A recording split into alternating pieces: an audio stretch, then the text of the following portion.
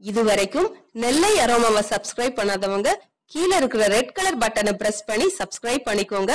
அப்படியே அது பக்கத்துல இருக்க பெல் ஐகானையும் கிளிக் பண்ணிக்கோங்க. நான் எப்ப வீடியோ போட்டாலும் உடனுக்குடனே உங்களுக்கு வந்து சேரும்.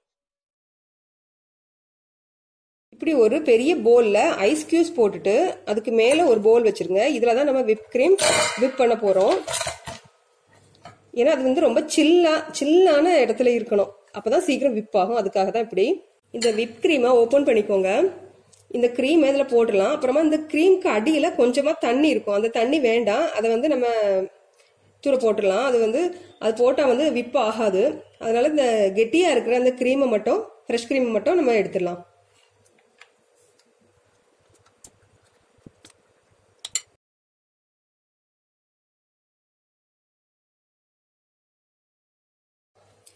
இப்போ இந்த தண்ணி வந்து அந்த கிரீம் கடியில இருக்கும். இதை வந்து டிஸ்கார்ட் பண்ணிடலாம். இப்போ கிரீம் எல்லாம் போட்டாச்சு. இதை விப் பண்ண ஆரம்பிக்கலாம். எலக்ட்ரிக் பீட்டர் எடுத்துக்கோங்க, அதுதான் வசதி. கையால பீட் பண்ணா ரொம்ப நேரம் ஆகும், கஷ்டமா இருக்கும். எலக்ட்ரிக் பீட்டர்ல நம்ம பீட் பண்ணலாம். ஸ்லோல இருந்து ஆரம்பிங்க. எப்படியும் கண்டிப்பா ஒரு 20 மினிட்ஸ் ஆகுது ஆகும். ஸ்லோல இருந்து ஆரம்பிக்கலாம்.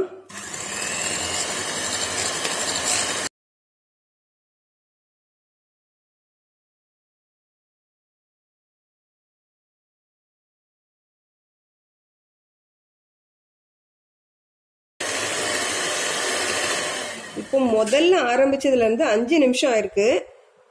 கொஞ்சம் கெட்டியா இருக்குது. ஸ்லோ ஸ்பீட்ல இருந்து ஆரம்பிச்சு ஸ்பீடை இன்க்ரீஸ் பண்ணுங்க. இப்போ தொடர்ந்து பீட் பண்ணுவோம்.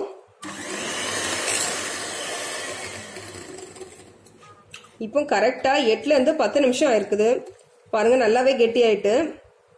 இன்னும் கொஞ்சம் கெட்டி ஆகணும். அது வந்து அந்த நம்ம கிரீம் இப்படி எடுக்கும் போது கீழே விழக்கூடாது, அது அப்படியே ஸ்டிஃபா நிக்கணும். இன்னும் கொஞ்சம் பீட் பண்ணலாம்.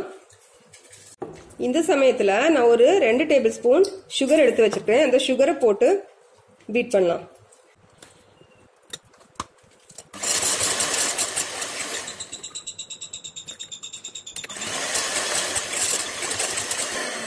இப்போ கரெக்டா ஒரு 15ல இருந்து 17 நிமிஷம் ஆயிருக்கும். கிரீம் விப் ஆயிட்டு இவ்வளவுதான். இதுக்கு மேல வந்து விப் ஆகாது. இவ்வளவுதான் இந்த 25% ஃபேட் கிரீம் இவ்வளவுதான் விப் ஆகும். நான் ஏற்கனவே விப் பண்ணி பார்த்துருக்கேன்.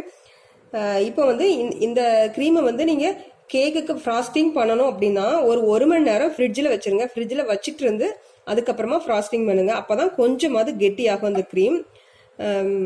இப்போ வந்து இதை வந்து ஃப்ரிட்ஜில் வந்து ஸ்டோர் பண்ணி வச்சிடலாம். நீங்க எப்பவுமே கிரீம் பீட் பண்ணும்போது ஸ்லோ ஸ்பீட்ல இருந்து ஆரம்பிங்க. ஸ்லோல இருந்து ஹை ஸ்பீடுக்கு போகணும். இதுல வெனிலா எசன்ஸ் வேணா சேர்த்துக்கலாம். அப்புறமா சுகர் வந்து அதிகமா சேர்க்காதீங்க. அதிகமா சேர்த்தா அது வந்து இலகி வரும்.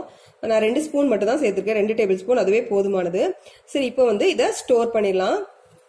இப்போ அடுத்து நம்ம பார்க்க போறது whipping cream powder. Whipping cream பவுடர்ல இருந்து எப்படி விப் கிரீம் ப்ரிப்பேர் பண்ணலாம் அப்படின்னு பார்க்க போறோம். இதுக்கு முன்னாடி நம்ம ஃப்ரெஷ் கிரீம்ல இருந்து பார்த்தோம், அது கொஞ்சம் கஷ்டம். அது வந்து 25% அப்படிங்கிறதுனால கொஞ்சம் நேரம் எடுத்துச்சு. இதுவே ஹெவி கிரீமா இருந்தா சீக்கிரம் விப் ஆயிரும், அதுக்கு கிடைக்கிறது இல்ல. அதனால இந்த விப்பிங் கிரீம் பவுடர் வந்து எல்லா சூப்பர் மார்க்கெட்லயும் கிடைக்கும். அதனால இது ரொம்ப ஈஸி. நீங்க ஃப்ராஸ்டிங் பண்ணா இந்த கிரீம் வாங்கி, இந்த பவுடர் வாங்கி நீங்க விப் பண்ணிக்கோங்க. இது வந்து ஆனா நான் டெய்ரி ப்ராடக்ட். இது வந்து மில்க் சேர்ந்தது கிடையாது.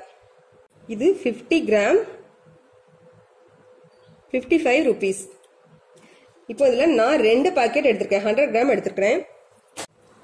இப்படி ஒரு போல்ல போட்டு அதுல கட்டி இருந்தா உடைச்சு விட்டுக்கலாம். முதல்ல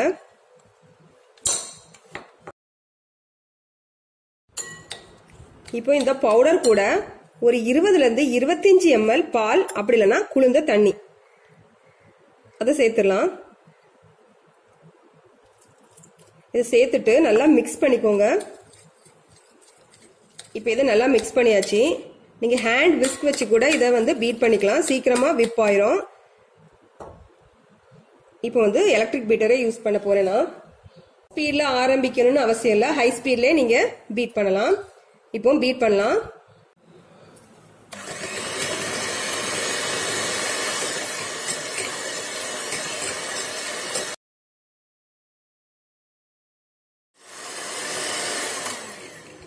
இது கரெக்டா ஒரு 5 நிமிஷம் கூட ஆகல. எவ்வளவு அழகா விப் ஆயிருக்கு பாருங்க. கை வச்சு விப்பானா கூட சீக்கிரம், வேணா ஒரு 6 நிமிஷம் ஆகும், அவ்வளவுதான்.